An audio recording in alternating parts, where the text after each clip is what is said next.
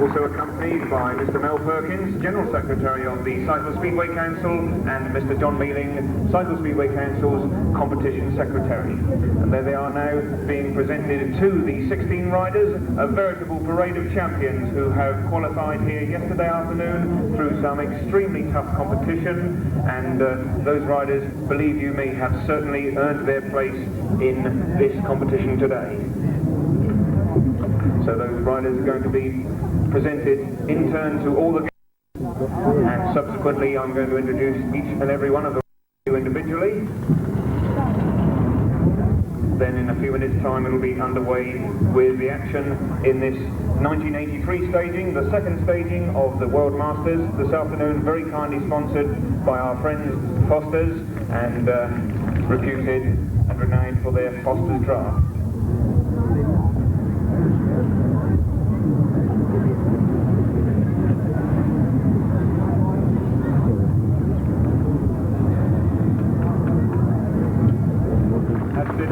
All you've got for Jimmy.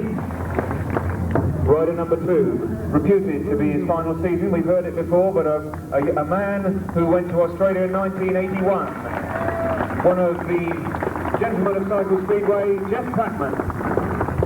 Jeff, of course, a young man rapidly gaining a reputation for himself around the tracks.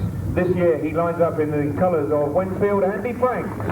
And he, of course, was a Daily Mirror British finalist last year at Paul.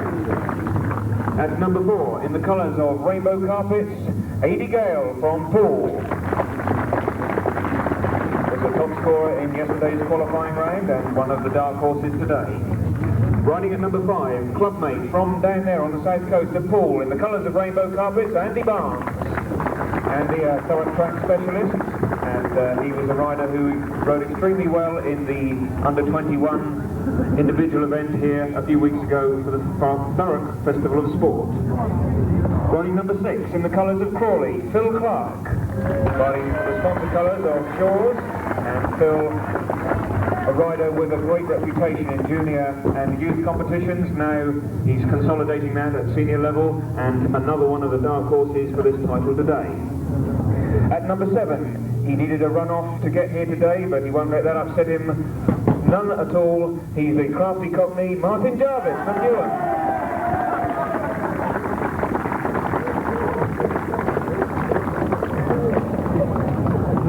ladies and gentlemen, a special Thurrock welcome for the reigning World Master from Norwich, Pilbrow. One of the most popular riders in Cycle Speedway, and who could argue that his success in Adelaide 2 years ago was nothing other than thoroughly deserved. Number 9, a local lad, just down the road at Basildon, the 1981 British champion, Chris Strutt from Basildon. Sure, plenty of local support here this afternoon. Chris, of course, no stranger to this track, and he's certain to go very well today. Look for a hatful of points, and one of the contenders, as is the next man up, from the Ipswich area, from the Orwell Club, Kevin Sutton, number 10. My personal tip for a place on the roster today, a rider who sets a great example at Cycle Speedway by his attitude, his turnout, and the very way he sportingly contests on the track. And next up, a clubmate of Kevin's, also from the Orwell Club, a real trier, John Goodyear. John, of course, has had many successes in the last few seasons. You'll see him wearing the TSP British Youth Championship winner's jersey at the moment, and that was one of his recent successes, as was his runners-up spot in last year's British Senior Final. So another one of today's main contenders. At number 12, a Scottish rider by birth, and the only representative of the Thurrock Club here today. Give him a home welcome, Dave Beadle. Dave had a hard time qualifying here yesterday, but he'll certainly be pleased to make it to the final, wearing the home Somway Carpets colours, and we wish him well this afternoon. At number 13, the favourite with 2 inside grids, from the E.G. Bates Bow Cycles Club, it's Alan Cox.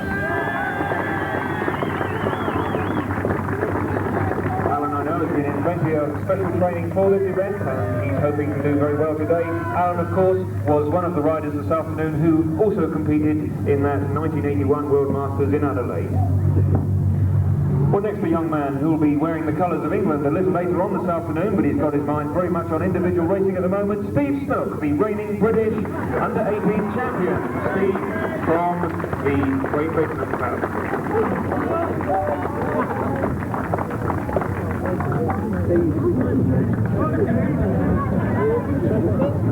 Rider number 15, also favoured with 2 insides today, Roger Ellis from Wednesfield. Roger must be one of the most popular figures around the tracks, and he was one of the British Lions in 1981. He was also in that World Masters final, and Roger, cap on head as always, will be surely one of today's contenders. Isn't it terrible when you get left in the middle on your own? That's the worst of number 16, but the best of it is you get 2 insides. Alan Miller from Bristol. Alan's biggest individual triumph was in the English League Riders' Championship in 1981. He's a rider who was always thereabouts in finals. He's certain to make his presence felt today. Reputed to be the fastest skater in the sport, and he is certain to add another dimension to today's racing. Well, now all the riders back in the pits. Your referee, Mr. Dave Fleming, is shortly to take control of the meeting, so we'll be back with the racing for Heat 1 of this World Masters in a very few seconds.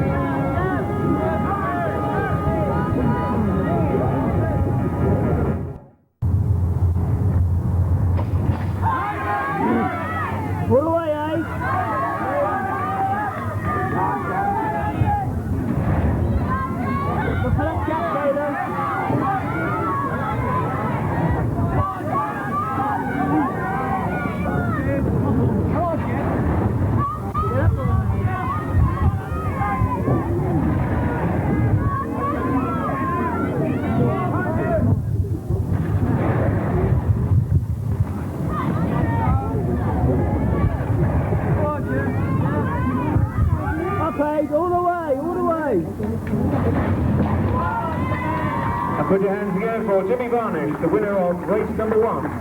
Followed home there by Jeff Patman in second place, third Andy Franks, and fourth Adrian Gale.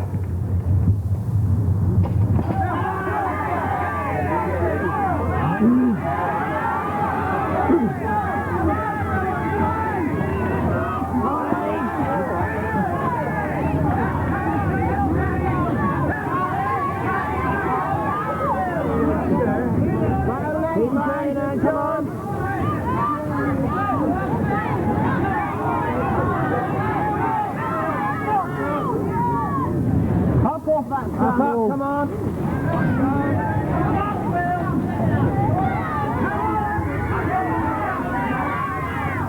All the way up. All the way up. Line, come on. And that's Andy Barnes in Heat 2, the winner there from Poole. Second place, pushing him all the way, Phil Clark from Crawley. Third was Martin Jarvis, and fourth, Phil Pilbrow.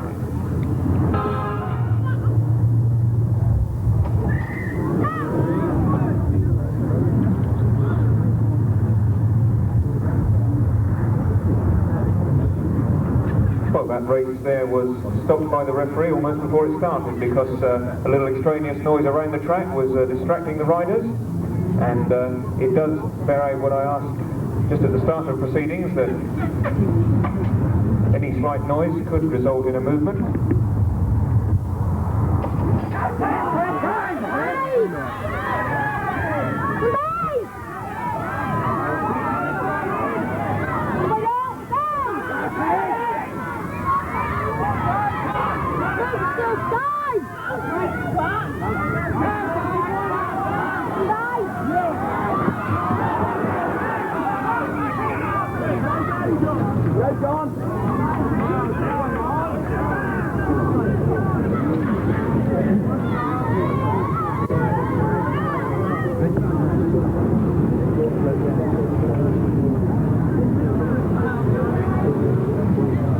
And Kevin Sutton crosses the line in heat number 3 for his win. The first moment of controversy of the day, with Dave Beadle finishing in second place. Third then, remounting John Goodyear. Fourth, back in the pits. No fourth finisher, because back in the front, included by the referee for unfair riding. 3 finishes only in race 3.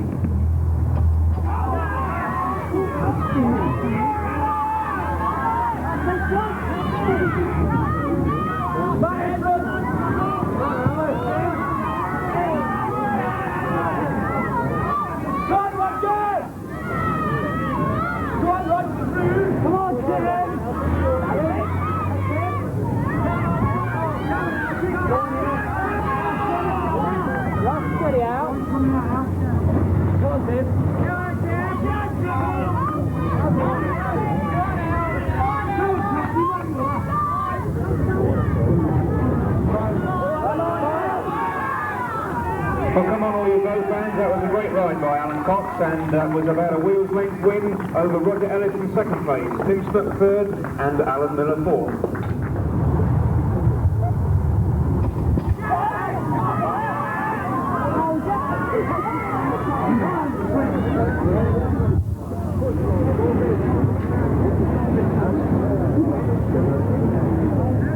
Again there, the referee unhappy about the start of race 5, and there'll be a restart. Andy.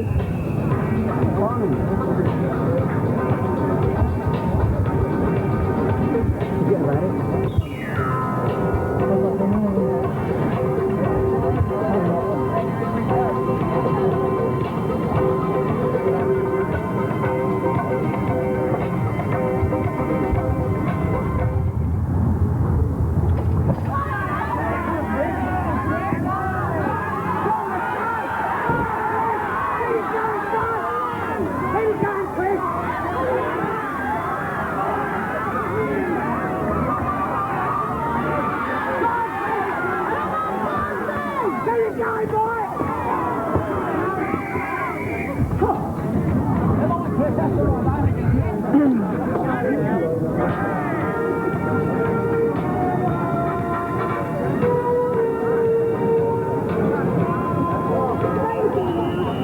Well, after a fairly quiet start, this World Masters final is certainly progressing into something that's going to be really hot. And there you saw the riders having all had one ride apiece,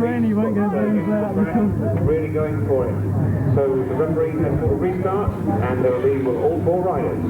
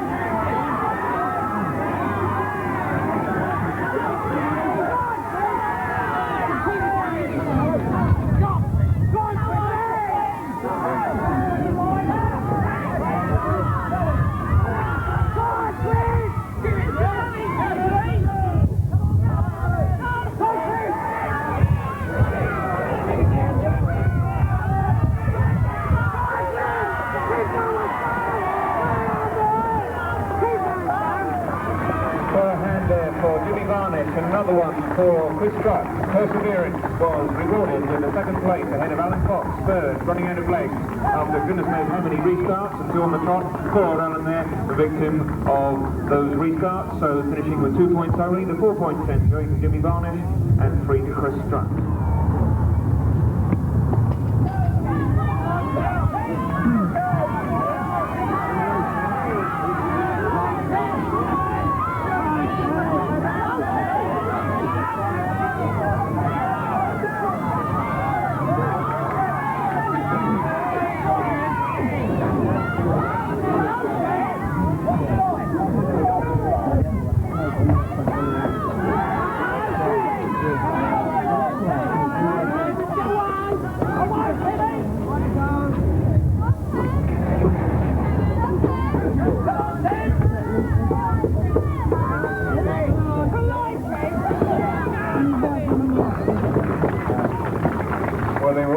For positions behind Tim Snuck there, but it was Tim who took the 4 points. Second place went to Kevin Sutton, third to Jeff Patman, and fourth to Phil Clark.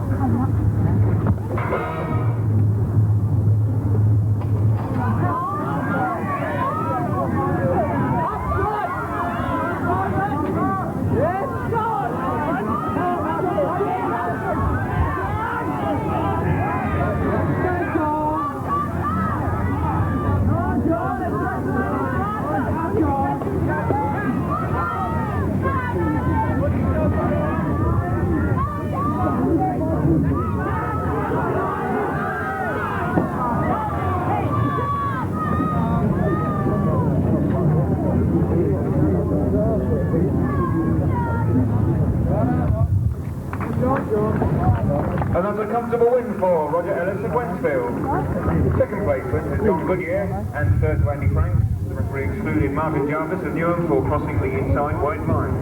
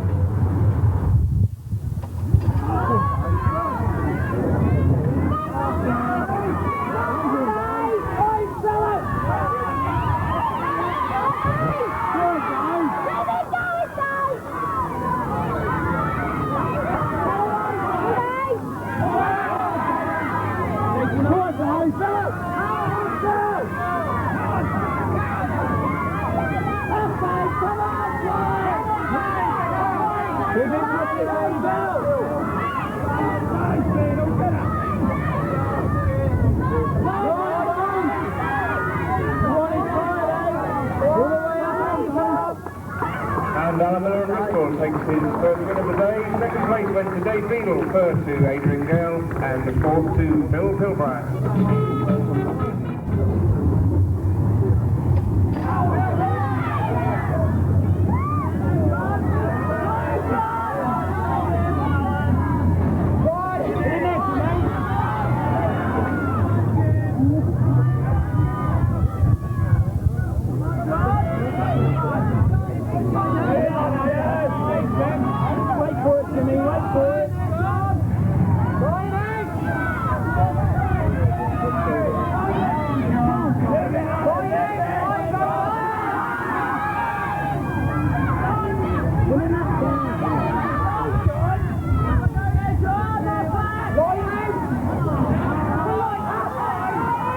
Well, that's a win for Alan Miller by half a length from John Goodyear. And back goes Jimmy Varnish's unbeaten record. I don't think anyone's going to come anywhere near the maximum points here today.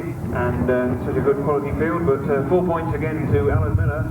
Second place John Goodyear, third Jimmy Varnish, and Phil Clark of Crawley obviously not too happy about that early incident, but he's back in the pits, scores no points, and that's it for heat 9, riders for heat 10 I think.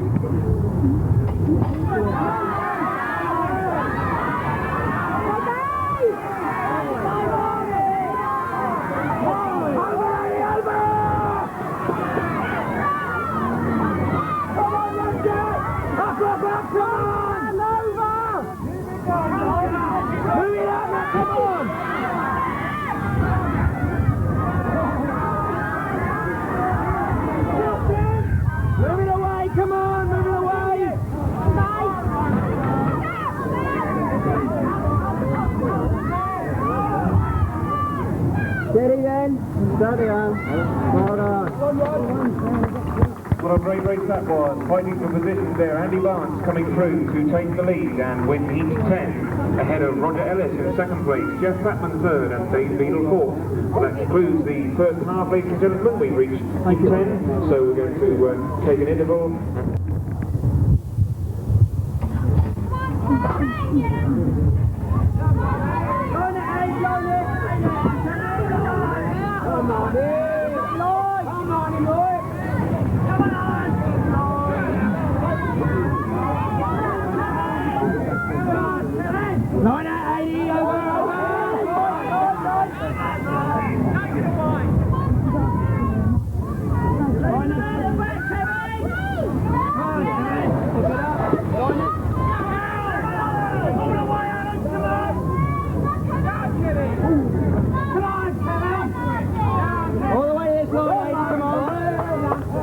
And that's a win for Martin Jarvis of Newham, with second place Adrian Gale from Poole, third Kevin Sutton from Orwell.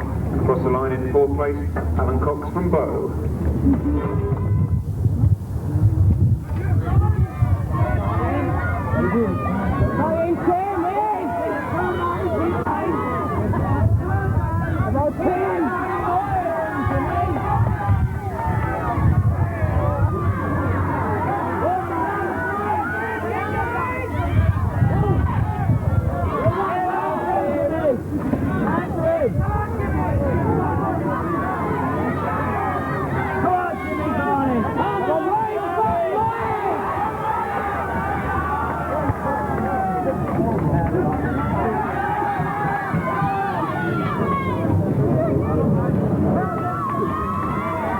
The winning ride for Jimmy Varnish of Birmingham, and that could be a very valuable 4 points in the bag, putting him firmly in the driving seat as the riders go into their fourth ride. Well, in second place there, Tim Stock. Third was Martin Jarvis, and fourth, Dave Beadle. What a good ride that was from Jimmy Varnish.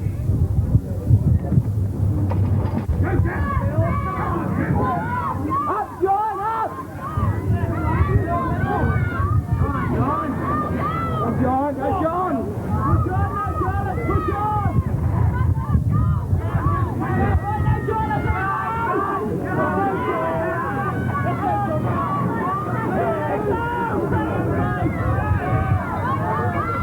Go John! Play a room,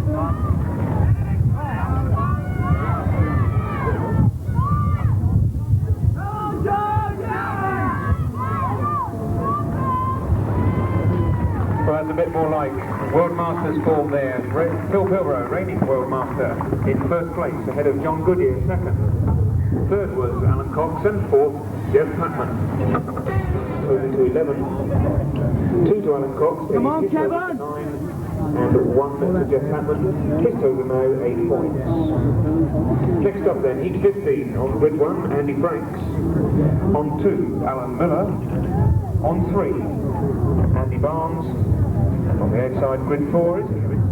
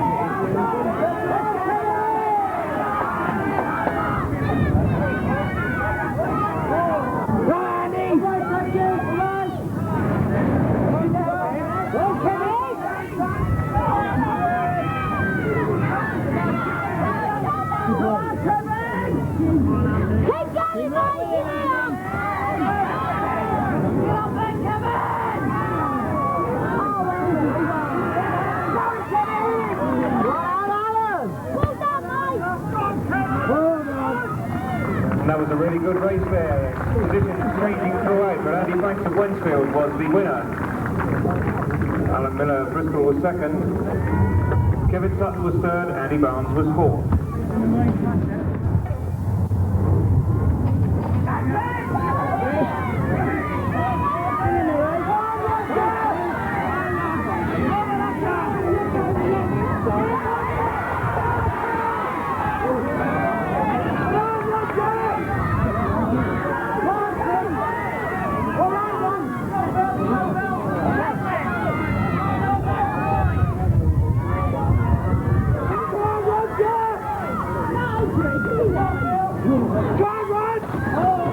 Unlucky, jump up.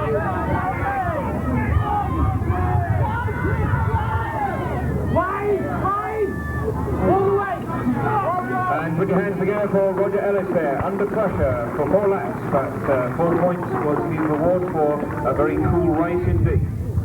Second place went to Phil Clark of Crawley, third to Chris Trott from Basildon, and fourth, and he just picked himself up after that tumble there, for Jimmy Varnish. Well, it won't need me to tell you that here we have probably the deciding race in the 1983 World Masters.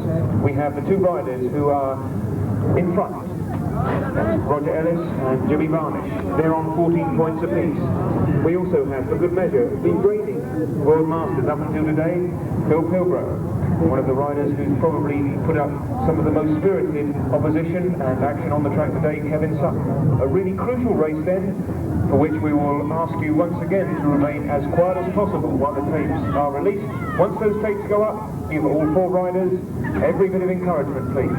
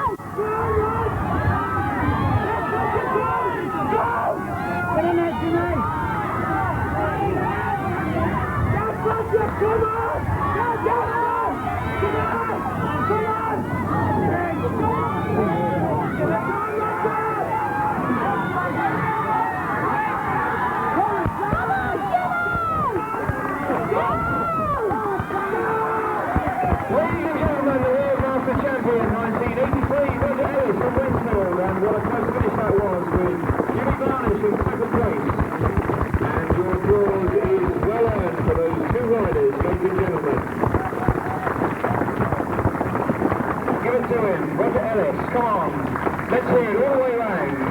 Roger Ellis and Jimmy Varnish, in fact, all 4 riders there, because that really was some Cycle Speedway race. Under pressure, you might see ride a more cool race than Roger Ellis. Many years in the sport, and I don't think there'll be anybody here today who would deny him that honour, that great honour.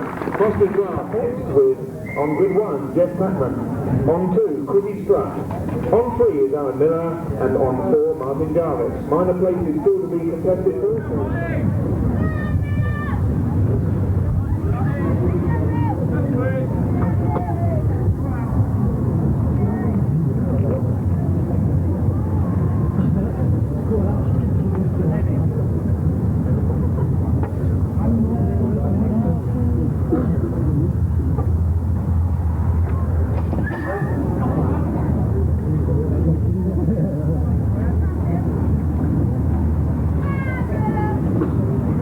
Once again, the referee there, his decision was that it was an unsatisfactory start, and the race will be restarted with all 4 riders.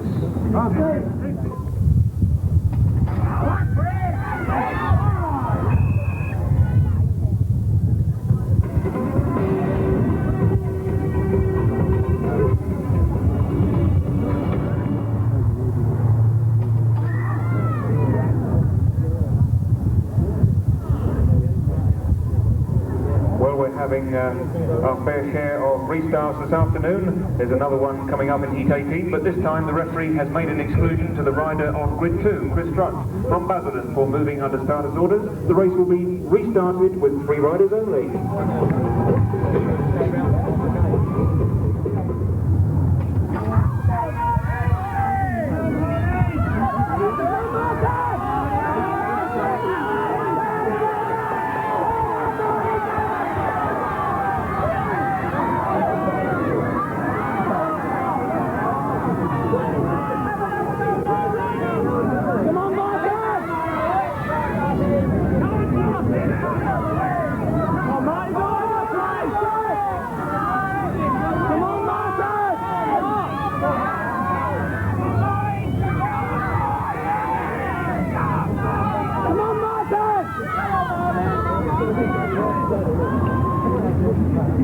Jeff Patman, the winner of Heat 18. Alan Miller from Bristol is second.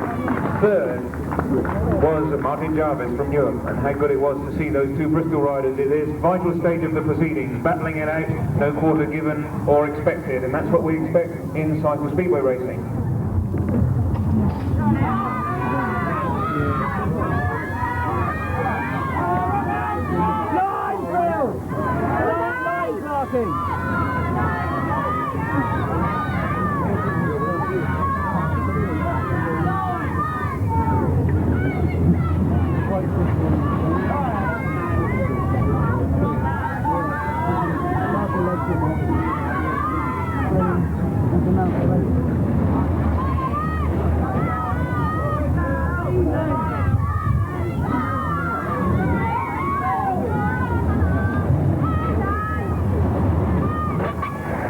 And that's Phil Clark of Crawley, the winner of race 19. Second was Alan Cox, third Dave Beadle, and fourth Andy Franks.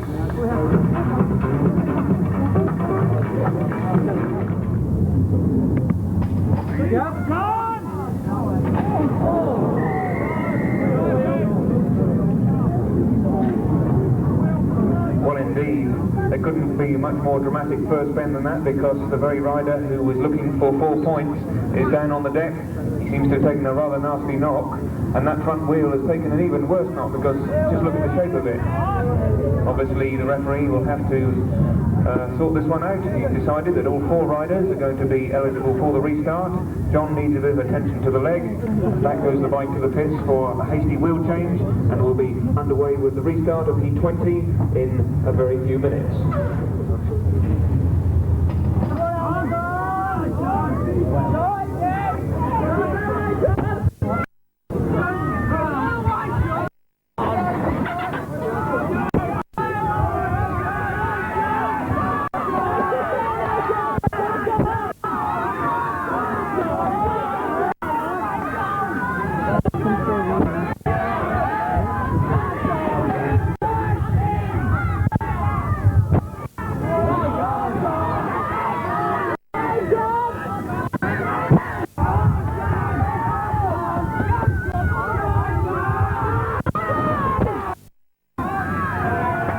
Your applause there for a very exciting piece of Cycle Speedway with Adrian Gale, the winner of Heat 20, hotly pursued by John Goodyear in second place. Andy Barnes was third and Tim Snook was fourth.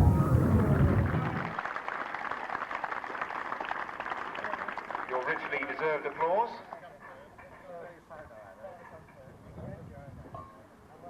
Masters 1983, Jimmy Varnish.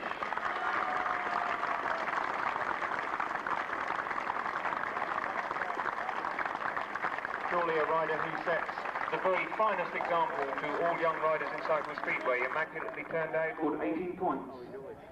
The title of Foster's Draft World Masters Champion 1983. A very warm Thurrock welcome to Roger Ellis.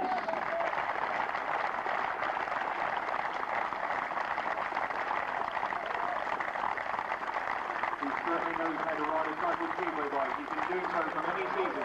He's a hardened campaigner. He's cool under pressure. Charles Foster's. That's it. Lovely. How'd you go? You won't be able to drink it all. Yeah, last night. Did it?